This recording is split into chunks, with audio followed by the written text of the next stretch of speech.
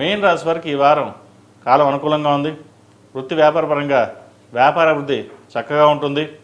మంచి మీ తెలివితేటలతోటి అందరినీ మెప్పించగలుగుతారు. వ్యాపారాన్ని ముందుకు నడిపించడానికి మీరే ఒక అడుగు ముందుకేసి వ్యాపారాన్ని ఇంకా పట్టుదలతో ముందుకు తీసుకెళ్ళాలి అన్న భావంతో ముందుకెళ్తారు. ఎవరు ఎన్ని చెప్పినా సరే కష్టం వస్తుంది, కష్టంలో ఉన్నవాడే మనవాడు, మిగతా వాళ్ళు మన వాళ్ళు కాదు అని అనుకుంటారు.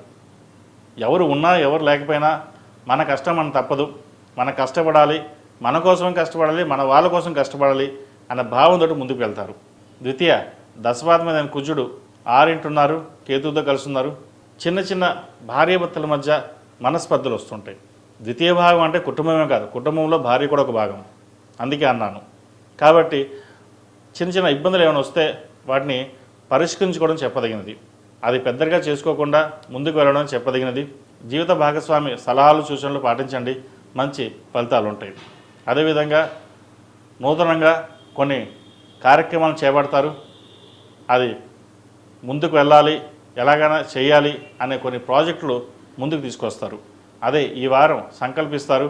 దాని కార్యరూపు దాల్చడం కోసం ఒక 2 నెలలు టైం తీసుకుని ప్రారంభిస్తారు. అది మంచి తరుణం చెప్పచ్చు. మంచి భవిష్యత్తు ఉంటుంది, ముందుకు వెళ్ళండి.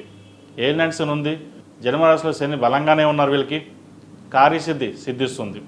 ఎందుకంటే శని భగవానుడు మనకి అనుకూలంగా ఉంటే ఆయన ఇచ్చే ఫలితాలు అందరికంటే ఎక్కువ ఫలితాలు ఇచ్చేది శనీశ్వరుడే.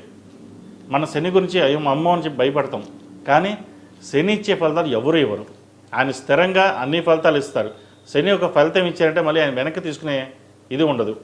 ఒక ఫలితాన్ని ఇచ్చాడంటే ఆయన ఇచ్చేస్తాడు, మళ్ళీ దాన్ని వెనక్కి లాక్కోవడం తీసుకోవడం అటువంటివి ఉండదు. కాబట్టి శనికి సంబంధించిన శని సూత్రం పఠించి రుద్రాభిషేకం చేయించండి.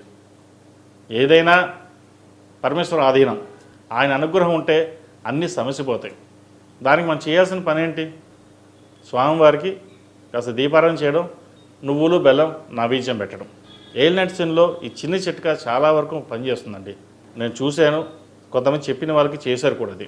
కాబట్టి ఇటువంటి చిన్న చిన్న చిట్కాలు మంచి ఎంతో ఉపయోగపడతాయి. కొంతమంది హోమాలు చేసుకోగలుగుతారు, కొంతమంది చేయలేని పరిస్థితి ఉంటారు. మరి వాళ్ళ పరిస్థితి?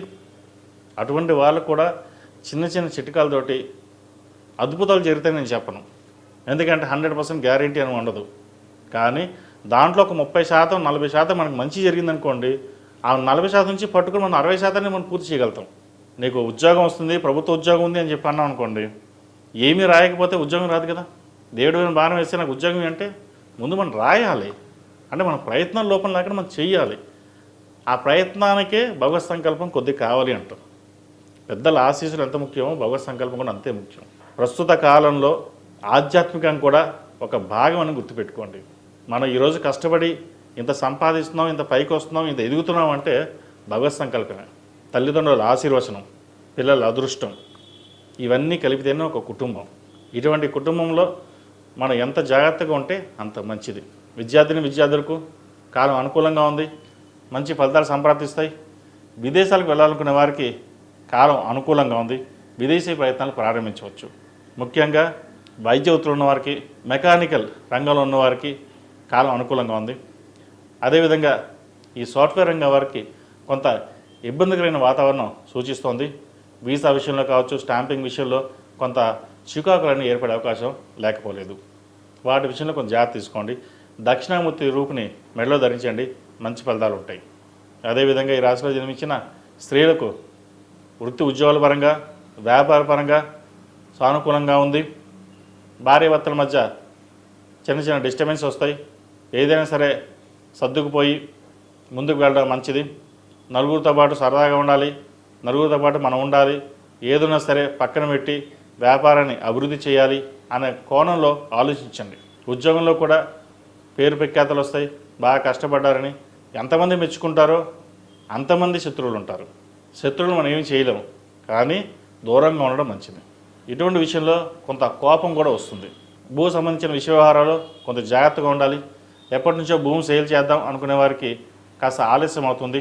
జూలై 21 తర్వాత వీరికి కొంత బాగుంటుందని చెప్పచ్చు.